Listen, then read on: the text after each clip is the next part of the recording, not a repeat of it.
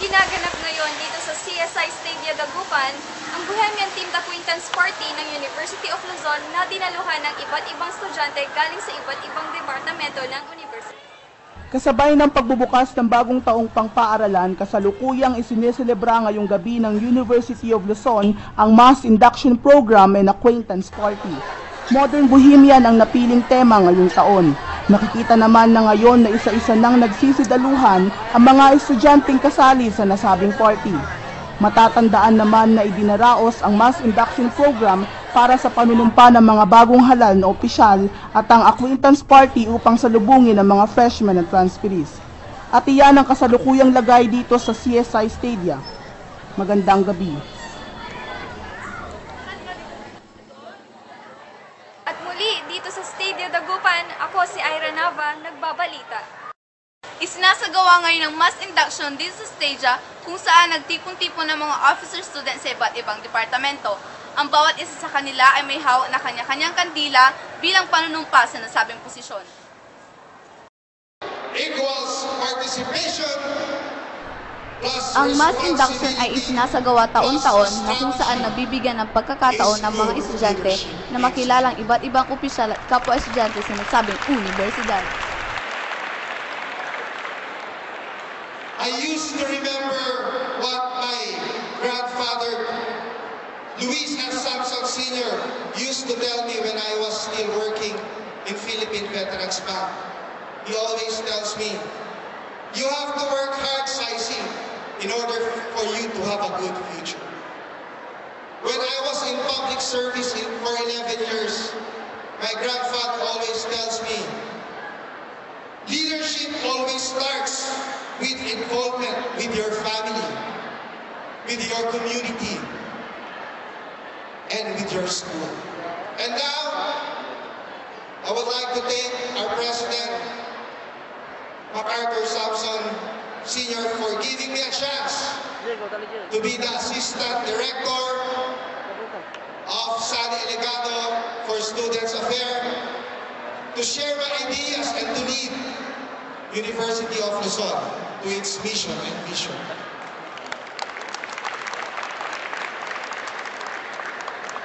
Ladies and gentlemen, leadership is about service, dedicated and humble service. We are being elected into office not to be served. Our constituent self-service should not wait something in return, because true leadership is responding to our responsibility. Muli, dito sa Stadia, ako si Jessica Musada, nagbabalita. Ang mass induction ay ginaganap taon-taon kabilang ang 12 departamento ng University of Luzon. At nakikita nga natin ang kahit na makulimlim ay nanatili pa ring maayos at ingrande ang nasabing selebrasyon. We believe in each other. Nanumpa ng sabay-sabay kasama ni Mr. Luis Santiago Samson III ang mga bagong halal na Assistant OIC ng Student Affairs Office. Naging mapayapa ang pagdaraos ng nasabing event.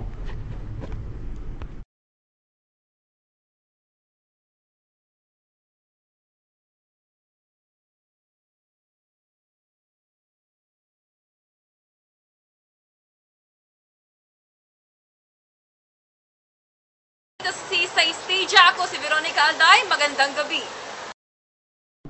Let's move on, Groove, dahil pagdating sa sayawan, hindi papahuli ang bawat colleges ng University of Luzon. Naging third place ang performance ng College of Accountancy pagkatapos nilang sayawin ang winning move nilang Talk Dirty Dance. Pumapangalawa naman ang College of HRM Tourism pagkatapos i-perform ang Wiggle Dance. At ang pinakastig na college, ang College of Business Administration, dahil sa nagtataasang tumbling at paulit-ulit na backflip ang nagdala sa kanila bilang champion sa modern pop dance ng Acquaintance Party. Isang biyaya nga kung may tuturing ang talento ng mga Luzonians. At dyan nagtatapos ang modern pop dance ng Acquaintance Party. Muli, dito sa CSI Stadia, ako si Rosal Abadilla. At ako naman si Ralph Tudor. Magandang gabi.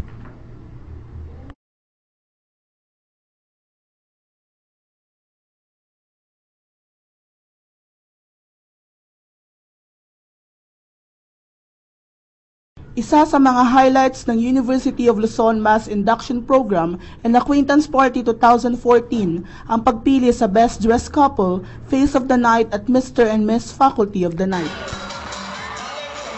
Dahil na rin sa modern bohemia ng tema ngayong taon, hindi naging madali ang pagpili ng mga hurado sa mga nanalo. Kung ibabase pa lang sa mga kasuotan ng mga kalahok, halata ng pinaghandaan talaga nila ang pagdiriwang na ito. Mula sa mga headbands, boots, sandals, coats, dress at accessories, hirap talaga sa pagpili di lamang ang mga hurado, kundi pati na din ang mga estudyante. Sa huli na iuwi ng College of HRM Tourism at Accountancy ang Mr. and Miss Face of the Night.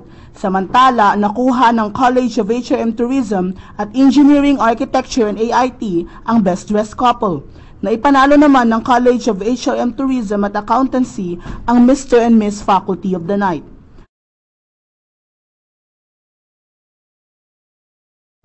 At iyan ang ilan sa mga inaabangang pangyayari ngayong gabi. Mula sa CSI Stadia, ako si RG Papilla. At ako naman si Diane Gomez. Nag-uulat.